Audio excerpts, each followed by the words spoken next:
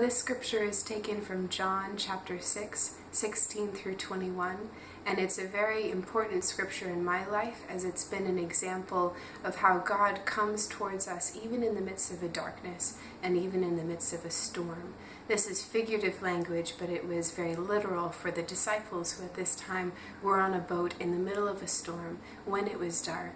But it's something that all of us, whether we know the Lord or whether we don't know Him yet, can know and see the character of God and how He is present in our lives, not dependent on the circumstance, and faithful to the end. It's John chapter 6, verses 16 through 21. Now when evening came, His disciples got down into the sea, and got into the boat, and went over the sea toward Capernaum. And it was already dark, and Jesus had not come to them.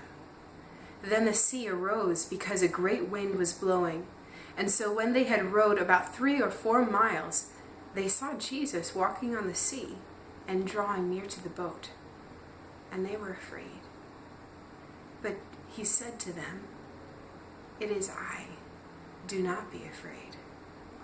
Then they willingly received Him into the boat, and immediately the boat was at the land where they were going. Reading this scripture, oftentimes we can recognize it as one that we're very familiar with. But in this short encapsulated version in the Gospel of John, we see almost bullet point for point how the disciples were afraid, they were in the dark, they were in a storm, and the feeling that we can identify with perhaps is found there where they say, "And Jesus had not come to them." Oftentimes in our lives we can know that God is real, we can know that He is with us, but there's a feeling of maybe no emotion of His presence. There's a feeling of reading our Bibles and maybe just being too tired in ministry or too tired in our normal lives to get something of life out of it because there's a wall of exhaustion there. And as the Lord comes through, just like with the disciples, we can be in that place of wondering, did I do something wrong? Everything is dark, and I thought that I was going in the direction that God had me in. At the beginning of this passage, before we started reading, Jesus said, "Let's go to the other side." This was God's plan, and they got in the boat, and they had just seen Jesus do miracles. They knew and were astounded by Him. They thought they were in the right place, going the right way.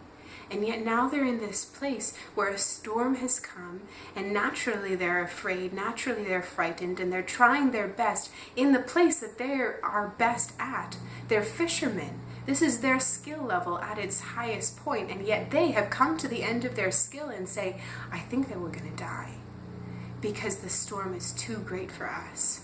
And it was dark, and Jesus had not come to them. There's a promise there. "Lord, weren't you going to be faithful? Weren't you going to be with me? Wasn't I going to feel like I was doing the right thing if I am doing the right thing?" And in the midst of that, it says Jesus came walking on the waves towards them. There are waves in our lives. There are hardships, there are hard things. Sometimes every day it's a struggle to draw breath. There are hard and tragic things.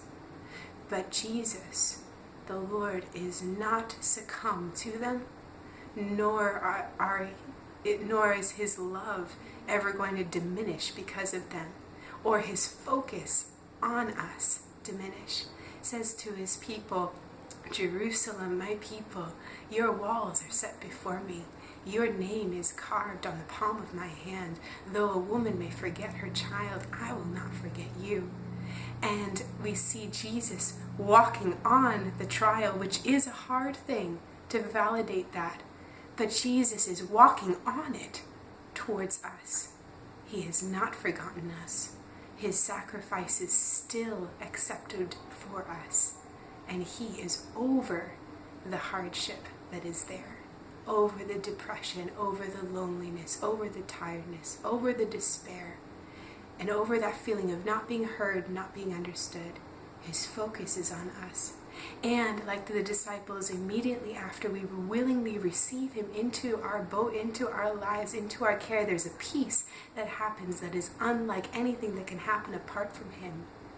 And it says that as they received him, he said, peace to the storm. And then the boat was exactly where it needed to be. It just arrived on land where it was going. We were going in the right direction, but we needed the peace that only God could give in that moment. That is sometimes not an emotional peace, but a standard of peace from the Prince of Peace, who is always King of the storm.